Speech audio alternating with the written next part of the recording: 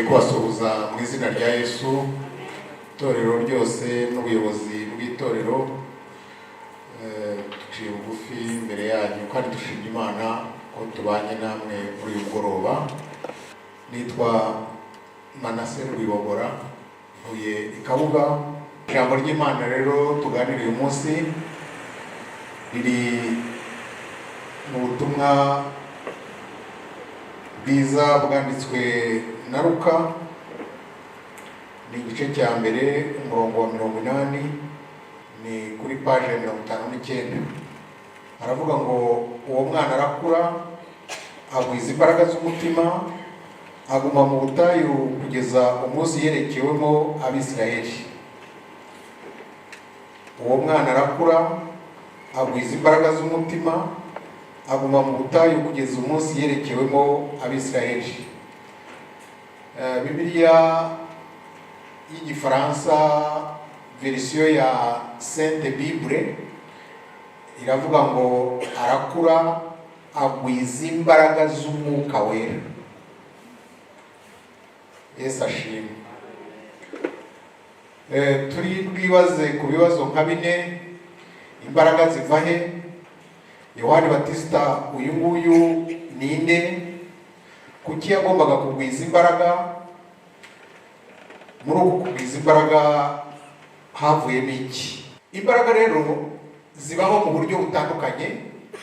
Habaho izi imbaraga tuvuze, imbaraga z'umwuka zituruka mu gusenga, mu kumvira Imana, mu kwegera Imana, mu kubana n'Imana. Imana ubundi ni umuriro ukongora. Abantu nabo wabagereranya n'amakara, iyo begereye wa muriro nabo baraka. Hari n'imbaraga rero ziva ku meza. Umuntu yaba atameze neza, yararwaye, yafite ukuntu yabaye, yarazingamye, mujya mwumva abana bazingamye. Iyo bahuye n'imbaraga zo ku meza, aho ahashakirwa imbaraga bongera imbaraga. Yego. Habaho n'imbaraga ukura mu ishuri, mu bitabo. Abantu bakagira imbaraga, bakagwiza imbaraga mu gihe begereje nk'ibizami, mu gihe bagiye kwihugura. Izo ni imbaraga. Imbaraga ni nyinshi. Hari abategura za proje, bagategura n'imbaraga z'amafaranga. Ariko ahangaha twaje kuvuga izi mbaraga z'Imana, imbaraga z'umwuka w'Imana. Yesu ashimwe. Yohana rero arakura, ariko ngo agenda agwiza imbaraga. Yohana rero bakunze kwita Yohana Umubatiza n'indi mwene Zakariya na nyina ni Elizabeti. Uyu ni umuntu wavuzwe na marayika Gaburiyeli. Marayika, iyo usomye muri Bibiliya usanga uyu Gaburiyeli yaratumwe gatatu. Yatumwe kuri Zakariya mu gihe yamumenyeshaga yuko ikibazo bari bafite we n'umugore we, kuko Bibiliya iravuga ngo bakoreraga Imana ari inyangamugayo, ngo ariko bari bakuze ariko batagira umwana. Marayika rero araza amusanga mu murimo, amusanga mu gihe yosaga imibavu, ari umutambyi. Aramubwira, amuha amakuru meza yuko umugore we Elizabeti agiye kubyara umwana. Amubwira n'uko uwo mwana azaba ateye, uko azaba ameze, n'umurimo azaba ashinzwe, n'igitekerezo n'umugambi Imana imufiteho. Amen. Uwo ni Yohana, ndetse amubwira n'izina rye. Bituma Zakariya ashidikanya, kuko uyu mwana igihe yamusezeranijwe cyari kirenze mu buryo bw'ubwenge bwe. Yaratekereje asanga ntibizashoboka. Abaza marayika ngo ibi bintu bizashoboka biti? Aramusubiza ati, ni Gaburiyeli uhagarara imbere y'Imana. Ntabwo ndi umuntu upfa kuvuga ibyo abonye byose. Uyu Gaburiyeli yatumwe kuri Zakariya, ubundi atuma kuri Daniyeli. Igihe aza akamubwira ngo Daniyeli mugabo ukundwa, ubundi yatumwe rero kuri Mariya amubwira ko azabyara Yesu. Haleluya. Ubwo ni Gaburiyeli wari watumwe kuvuga kuvuka kwa Yohana umubatiza, kandi yaje ari integuza, yari yashyiriweho kuba integuza ya Yesu Kristo. Mu isezerano marayika yahaye ababyeyi be yababwiye ko azuzuzwa umwuka wera akiri mu nda ya nyina. Niko byagenze. Gaburiyeli agarutse abwiye Mariya uko agiye gukoreshwa igitangaza cyo kubyara Kristo, yanamuhaye ikimenyetso ati kugira ngo nabyumve neza, ubu mwene wanyu Elizabeth aratwite inda y'amezi 6. Mariya nawe yumva aratangaye, ngo afata inzira arazamukanya mu misozi y'Ukiga kumureba, ngo basuhuzanye. Abana bahita bamenyana, ngo barasimbagurika mu nda. Bavuga rero ko hariya ariho Yesu Kristo yamubatije mu mwuka wera, abatizwa mu mwuka wera akiri mu nda ya nyina. Uyu ni Yohana. Yohana uyu ni we wabatije Yesu. Yohana uyu ni we watangiye guteguriza Kristo, atangira kubatiza umubatizo wo kwihana ibyaha. Akavuga ati yewe ubwo murebe binkora, ndateguriza uzaza ahambaye cyane ku buryo ntakora no kudushumi tw'inkweto ze. Kandi mwibuke neza ibisobanuro byo gukora ku dushumi tw'inkweto z'umuntu, ngo wari umurimo ugenewe imbata. Yohana akavuga ati yewe kuri we sinaba n'imbata, ndi hasi cyane. Abantu yabibwiraga bakumva baratangaye cyane. Mu gihe yakoraga uwo murimo, ngo agira atyo abona Kristo aturutse hirya hariya, aza amusanga, abwira abantu ati dore nguriya, ati dore umwana w'intama w'Imana, niwe wamwisabye, ati dore ukuraho ibyaha by'abari mu isi. Yesu ashimwe. Haleluya.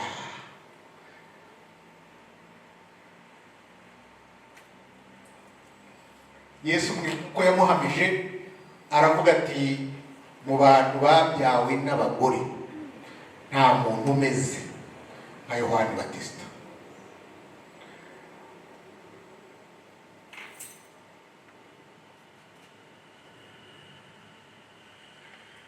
Yohana mu gihe yigishaga yabwiye Abisiraheli ngo nimwiratane yuko mufite Aburahamu ho sogokuruza, kuko icyo kintu kubyirata, kuko Aburahamu yari umunyamasezerano.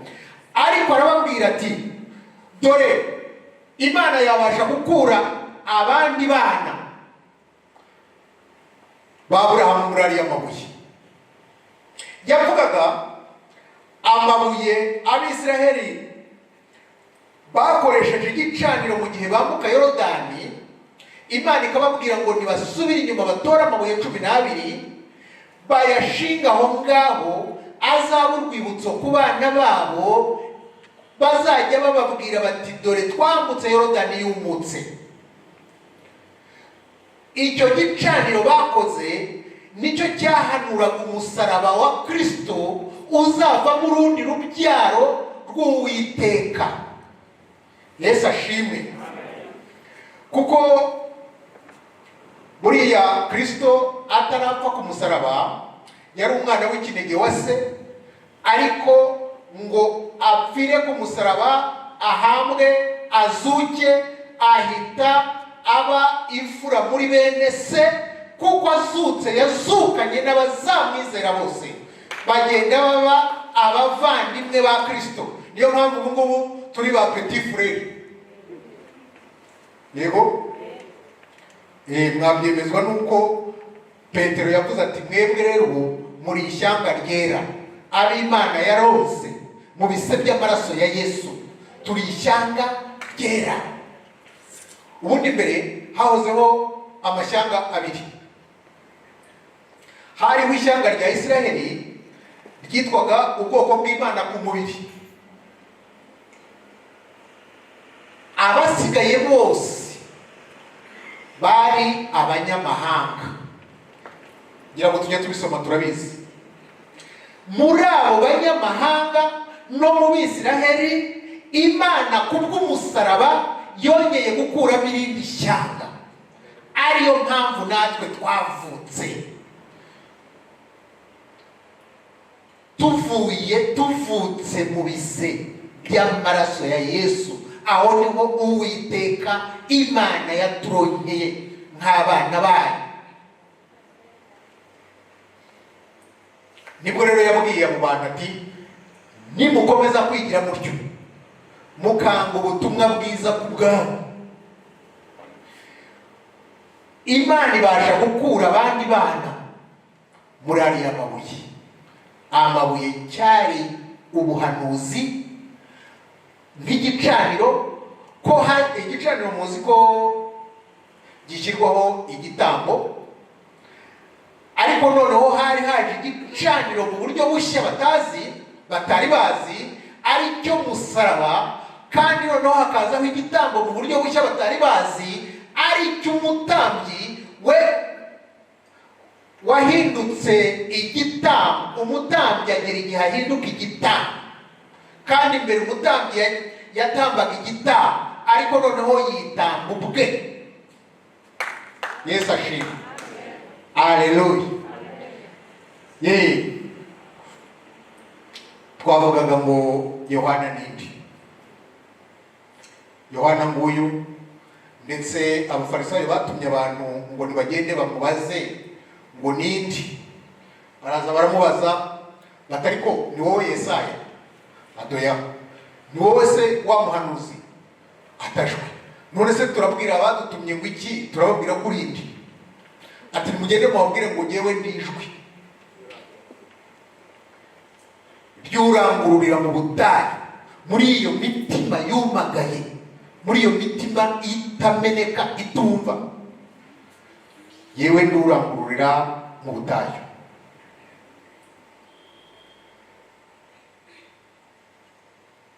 Rero uwo niwe Yohana Batista. Twari twibajije ibibazo bine: imbaraga zivahe? Yohana Batista ninde? Kuki yagombaga kugwiza imbaraga? Kandi niyo teme turiho, no kugwiza imbaraga. Ubundi iyo ugwije imbaraga haba mu bwenge, zikaba imbaraga zo mu bitabo, zaba imbaraga z'amafaranga, zaba imbaraga z'ikindi icyo ari cyo cyose, zaba imbaraga z'Imana, dukoresheje ya mvugo y'abantu bashaka ibyashara, uba wahindutse imari. Yego, ubu ngira ngo umuceri warazamutse. Ahantu ubu twakumva umuceri ukiri kuri cya giciro cya mbere, twamenya ko aho hantu ngo ari imari, twahihutira hose twese tukajya kugurayo. Hari umuhanga umwe wavuze ngo umuntu w'ingenzi abandi bakeneye niyo yagenda agatura mu ishyamba, ngo rubanda ruzaharura umuhanda ujyiwe, kubera ko bazaba bamukeneye. N'uyu muntu rero wagwije imbaraga, rubanda ruzamusanga, ruzamushaka, ruzamukenera.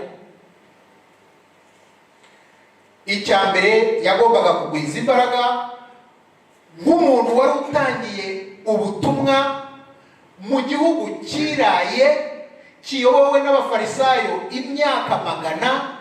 Hari hashize imyaka 400 ijwi ry'Uwiteka ryaracecetse. Ibaze umuntu uje gutangira ubutumwa muri iyo situation, mu bantu ngabo abafarisayo barabaye abantu binangiye, ku buryo na Yesu yaje akavuga ati mwebwe ukuntu mumeze, mukunda icyubahiro mu maguriro, mugakunda kwicara ku ntebe z'ibyubahiro imbere, mukagenda murata amategeko, munavuga ijambo ry'Imana ritabarimo. Ati ndetse baho ikigereranyo cyanyu, ati mumeze nk'ibituro bisize ingwa. abo nibo bantu Yohana yaragiye kuvuga mu butumwa. Byasabaga ko abanza kugwiza imbaraga. Yesu ashimwe. Byasabaga ko abanza kugwiza imbaraga nk'umuntu wari uturutse ahantu batamuzi. Uyu mwana aradutse, nta muntu umuzi, nta muntu wamwumvise, ntibigeze babona sukuha amavuta, ntibigeze babona abafarisayo bamushyira muri kongere yabo, mu nama yabo. Ni umuntu wari ukeneye kuzatangirwa ubuhamya n'imbaraga zimurimo. Byasabaga rero ko agwiza imbaraga, akagwiza imbaraga zo kuvuga ubutumwa batari biteze, ubutumwa batari bazi, agateguriza umwami Yesu. Mbibutse neza yuko hari haje evenoma nshya, kuko burya kuva Kristo azutse twinjiye mu bihe by'imperuka. Impamvu nuko Kristo ari we mahirwe ya nyuma isi yahawe. Yaraje guteguriza umuntu nk'uwo amahirwe ya nyuma isi ihawe. Uwo muntu yagombaga kugwiza imbaraga z'umutima, imbaraga z'umwuka. Habe na Kristo, hano Bibiliya irabivuga ngo agwiza imbaraga. Habe n'intumwa ze yarazibwiye ati, nimugende mube muri ahantu hamwe, musenge, mutegereze umwuka wera kwaza, akaba ari uzabambika imbaraga zo kumpamya hano i Yerusalemu, i Yudaya n'i Samariya. Byasabaga ko agwiza imbaraga.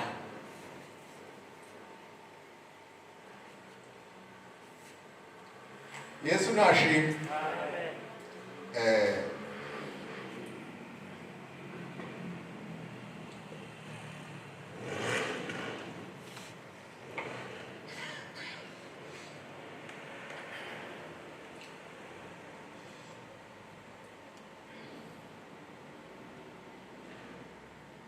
Intumwa za Yesu zimaze kugwiza imbaraga, bamaranye na Yesu imyaka 3. Ariko uyu murimo Yesu yakoze imyaka 3, kugira ngo mwumve ko yabanje kugwiza imbaraga, yawuteguye imyaka 18.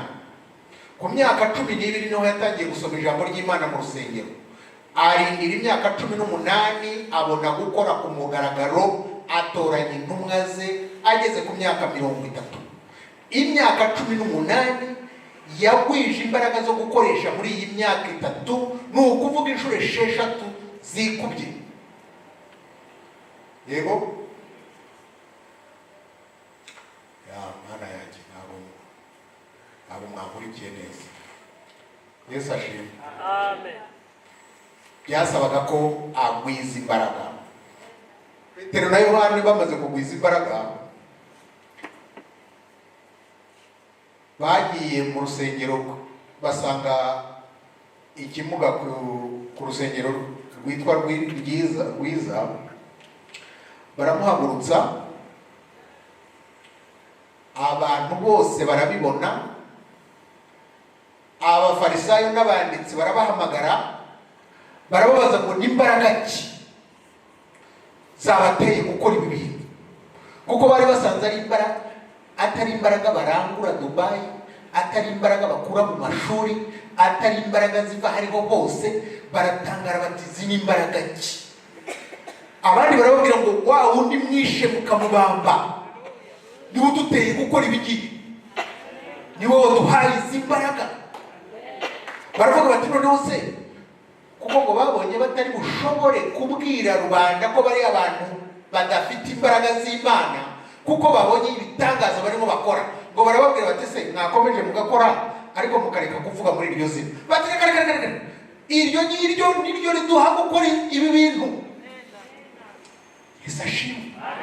Ngo bisubiyemo bagiye inama, ngo basanga bari abantu babanye na Yesu, kuko ngo bavugaga bati Petero ntiyizi, Yohana nuko, aba abantu bakuyeho imbaraga. Ngira ngo hari uwababwiye ati ariko mwibuke bati babanaga n'umunyambaraga. Yesu ashimwe. Rero izi mbaraga nizo umukristo wese akeneye. Izi mbaraga nizo Pawulo yafashe mu gihe Yesu yamufataga. Yagiye ngo amara imyaka 3 mu ishyamba rya Arabiya. Ari intumwa za Yesu zamaze imyaka 3. Ari Pawulo intumwa ya Yesu ku banyamahanga yamaze imyaka 3. Ubundi bavuga ko intumwa Matiyasi ari we utamaze igihe nk'izindi ntumwa zamaze zigishwa, kuko we muzi ko bamutoranyije ngo asimbure Yuda, ariko ntabwo bigaragara igihe yaba yaramaze kabagenzi be, ariko bagiye bamara imyaka 3 kugira ngo bagwize imbaraga bashobore gukora uyu murimo w'umwami. Yesu mwumvise imyaka 18 ategura umurimo w'imyaka 3. Yohana agwiza imbaraga mu bihe bye, ntabwo batubwiye imyaka, ariko n'umurimo yakoze amezi 6. Haleluya. Ngiyi impamvu yo kugwiza imbaraga. N'ubu ngubu dukora umurimo w'umwami bisaba ko tugwiza imbaraga. Niyo mpamvu mwafashe igihe mugategura ibihe by'amasengesho. Uku ni uburyo bwo kugwiza imbaraga, kuko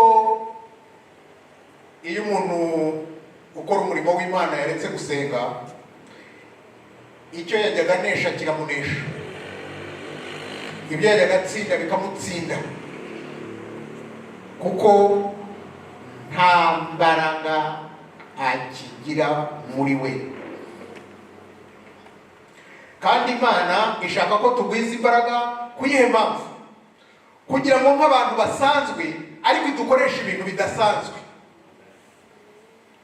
kuko twagwije imbaraga.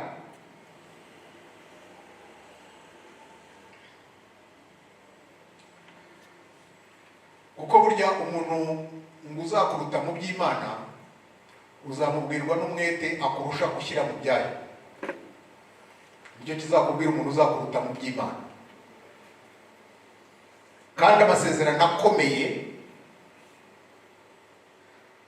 asaba amasengesho akomeye na bene yo bakomeye, kugira ngo no mu bihe bikomeye bazajye babasha gukomeza abandi. Yesu ashimwe. Twumvikane neza, twemeranye neza yuko muri uyu murimo bisaba ko tugwiza imbaraga. Rero byasabaga ko agwiza imbaraga.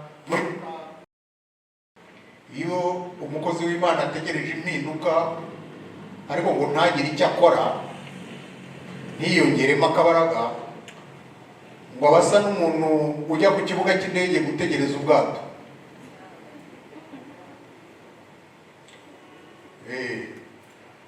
Umuntu ushaka impinduka nta kandi kabaraga yongeraho,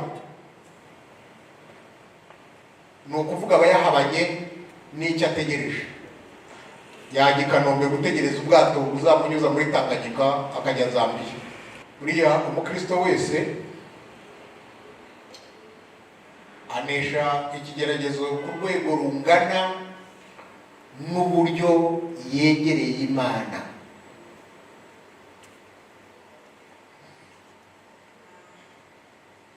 Uburyo yegera Imana nibwo buzagaragaza imbaraga zatsindamo ikigeragezo.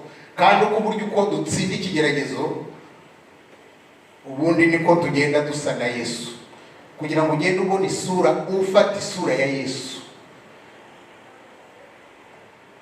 Bigaragazwa n'uburyo ugenda utsinda ibigeragezo. Nicyo Bibiliya yita kuva mu bwiza ujya mu bundi.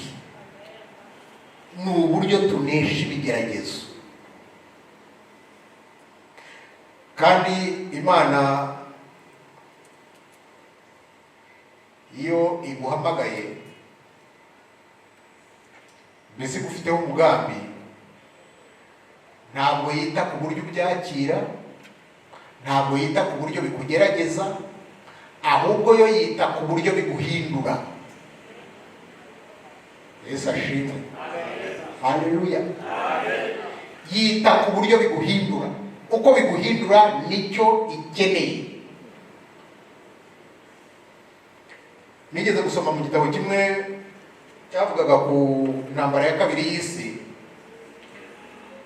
Abasirikare bagiye mu ntambara cyane, baba bake ku buryo bugaragara, ariko ubuyobozi bw'Ubudage bufata umujenerali umwe bumuha abasivile rwimbi ngo bari abanyururu, abantu bavuye muri gereza, barabamuha ngo nabatoze abahindura abasirikare kandi barwana intambara, kuko bari bakeneye abasirikare. Yafashe babafungwa abahinduramo abakomando badasanzwe, bakora imirimo iteye ubwoba. Ni nako natwe wowe nanjye Yesu yadusanze turi abanyabyaha b'inyuma, aduhindura abasirikare mu bwami bwe. Yesu ashimwe. Bisobanuye ko twagiye tugwiza imbaraga, tugenda tugwiza imbaraga mu bihe twanyuzemo. Buriya ibihe byose tugenda ducamo bidusigira inyigisho, bidusigira amasomo kuruta imirongo ya Bibiliya. Ibyo tunyuramo bitwigisha kuruta imirongo ya Bibiliya. Rero icyo Imana ishaka nuko aho ikunyujije haguhindura, hakakugira umuntu umeze nk'uko ashaka. Niyo utabyumvise vuba, hari uburyo we abikora.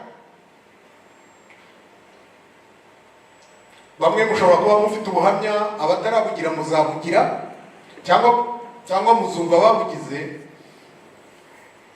Yesu araguhamagara, hakavuga ubanza gutanga umubiri wawe n'ubwenge bwawe, ariko ntubitange byose. Hakavuga usanga watanze amaguru ntutanga amaboko, ariko bisaba yuko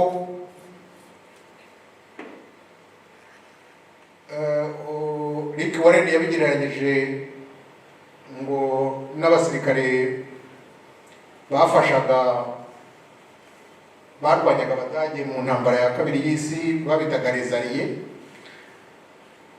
ngo babanzaga bagafata ibisasu binini bagapirona ku misozi bakawurasa, bamara kubabaza abasirikare bandi bariho, ngo hasi hagaca abasirikare b'imbunda ntoya bagenda n'amaguru, bakagenda umusozi bakawuzenguruka bakawufata, ariko bamwe b'ibisasu biremereye babanje kuwucogoza.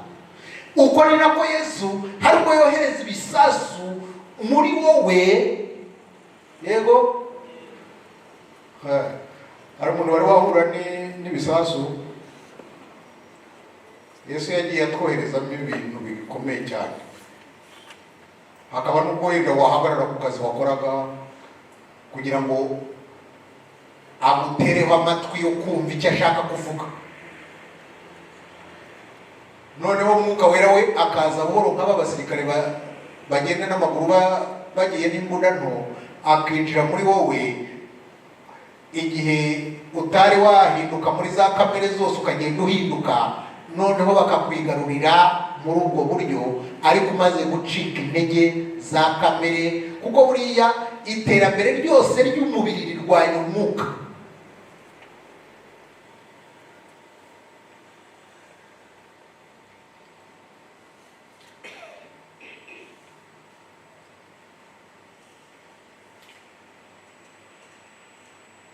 Icyo ngiye gusorezaho rero nuko iyo twagwije imbaraga, izi imbaraga, ikica cyose ntikica bose. Yesu ashimwe. Mwibuke Yohana intumwa ya Yesu. Yesu yasize avuze ngo uyu we nzagaruka gihari. Muzi ko ba Petero igihe basohoka mu nzu y'imbohe nyuma y'imyaka 25 yaje kwicwa, ariko Yohana yarasigaye mu ntumwa za Yesu, niwe wenyine rudori wisaziye akicwa n'umusaza. Ariko kuko Yesu yari yaramuvuzeho, nubwo bamushyiraga mu ngunguru y'amavuta ngo barapfunduraga agasohokamo agahagarara cyangwa ari umusore, abantu bagatangara. Naho ubwo Yesu yaravuze, Yesu yavuze abavuze. Mwibuka avuga kuri Lazaro, bamubwiye bati ukunda uzi ko arwaye, bari bazi ko ahita ahagarika ibiterane, agahita avuga ati tugende, kuko Bibiliya igaragaza ko ari wo muryango yajyaga agendamo, ndetse bagasangira bakajyana ku meza. Abo bantu ntibari inshuti, ariko baramuhuruje bati ukunda ararwaye, ntabwo bamubwiye ngo raza muze gusoma, niko havuga. Waravuga ngo iyo ndwara si yo kumwica. Ibiterane niba byari bifite nk'iminsi 4, niba ari 5, niba ari icyumweru, ariko ibiterane ngo birakomeza. Ariko si yo kumwica, Lazaro arayirembana, si yo kumwica ijyana muri koma, si yo kumwica arapfa, si yo kumwica si yo kumwica baranayimuhambana. Aho Yesu aziye yakitiva rya jambo rye. Haleluya. Ati Lazaro sohoka. Iyo si yo kumwica, kuko yayivuze, iragenda ikora akazi kayo. Iyo rero twagwije imbaraga, ikica cyose n'ikica bose. Nguyu Yohana, ngaba abasore 3 bajugunywe mu itanura, nguyu Daniyeli mu rwobo rw'intare. Haleluya. Ibitangaza bikaba kugeza ubwo aba basore 3 guhamya kwabo byateye ku Mana yanjye, navuga ngo iki, byabwirije Nebukadineza. Ibihugu byose yari yatumiye byicayeho, igihugu cyose cye, abaturage bose bari baje kumva kunamira Imana ye, ahita ababwira ati iyi ni muyireke nababeshyaga, dore Imana nyamana ni yaba basore. Reka mbabazi dushyire mu mibare. Yaravuze ngo umuntu utazubaha Imana yaba basore, ni ukuvuga umuntu utagiye gukizwa, urugo rwe ruzatemagurwe ruhindurwe icyavu. Ndashaka kubabaza, izi korali zahoze aha ko mwabonye uko zikora, hari hakenewe korali zingana iki ngo kiriya gihugu gihinduka? Hari hakenewe abarimu, abapasiteri, ababishopu bangana iki kugira ngo igihugu cyose gihinduke? Ariko igitangaza kimwe cy'aba bana bagwije imbaraga cyatumye igihugu cyose umwami ategeka ati nimusenge Imana y'aba basore. Ari nk'iki gihe twari kwandika dusaba imfashanyo hose muri Amerika ngo twubake insengero, turafite ububyutse mu gihugu, nimuduteka twubake, turashaka kubaka muri buri kagari ngo igihugu gihinduke. Ariko akanya gato gusa aba bana bagwije imbaraga, babwirije isi yose. Kugwiza imbaraga murumva ari ibyangombwa. Haleluya. Amen. Arakura rero agwiza imbaraga z'umutima.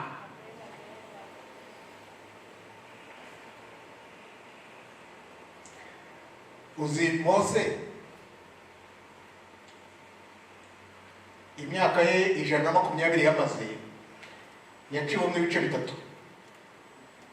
Igice cya mbere ku myaka 40 yabaga kwa Farawo, indi myaka 40 yabaye kwa Yetiro hamwe Imana yamusanze, indi myaka 40 yayoboye Abisirayeli mu butayu. Ariko yajyaga agera igihe akagenda agafata iminsi 40 ku musozi, ngo akaza arabagirana, bamureba bakitwikira mu maso, kuko ngo ibishashi bimuvaho byabatwikaga mu maso bagatinya kumureba. Ariko yaba akiri yataragaruka, bagasanga ngo biremeye indi Mana, ndetse na Aroni w'umuhanuzi ari imbere yabo bari mu makorasi yo kuvuga ngo iyi niyo Mana yatwambukije inyanja, mureke bya bindi ngo n'Uwiteka dore yatwambukije. Ibyo ni mubyibuka? Yesu ashimwe. Ariko umuntu uri ku musozi, umuntu Imana yareberagamo bariya abantu, yagenda yamara kugarukana imbaraga bakamwubaha, ibyo ababwiye bakabikora, ariko yatinda gusubirayo yavuga ati zanire ya ntebe, bati yizane nawe kubera imbaraga zamushizeho. Ariko uko agwije imbaraga, icyo asabye Imana ikamubwira ngo kuko wangiriyeho umugisha, amen, n'ibyo uvuze ndabikora. Yari umuntu wageze ku rwego asa n'uhugura Imana yigeze kumubwira iti ayiregeye ukuntu bamumereye nabi, bashaka inyama, abona n'ibintu bimeze nabi, arababwira ati, Imana arayibwira ati barashaka inyama, bamereye nabi. Imana irababwira iti babwire ko ngiye kuzibaha ukwezi kose. Ashobora kuba yarashyize mu biro akareba. Mwibuke Mose ava muri Egiputa, nta sezerano yagiranye na Seyiseri, nta sezerano yagiranye na Pamu ko izajya imwoherereza ibyo kurya, ahubwo ni mu ijuru boherezaga ibyo kurya, bagateka bakagabura. Yego, noneho bigeze ku nyama, Imana iravuga iti ndazitaho. Nawe ngo arayihugura ati noneho rero abantu turi kumwe dore umubare wabo, ayibwira umubare ati kandi ubwo simbareba abagore n'abana kandi nabo barazirya. Imana iti izo ndazifite. Ashobora kuba yarabaza ati kuva twava muri Egiputa nta famu y'inka twigeze tunyura iruhande ngo nyibone, nta na purayi, nta na pisciculture twabonye, ubuhinzi bw'amafi. Ati inyama arazikura rero Uwiteka koko. Ngo aragenda aramubwira ati abantu turi kumwe ariko umubare nuko utawuhemuka.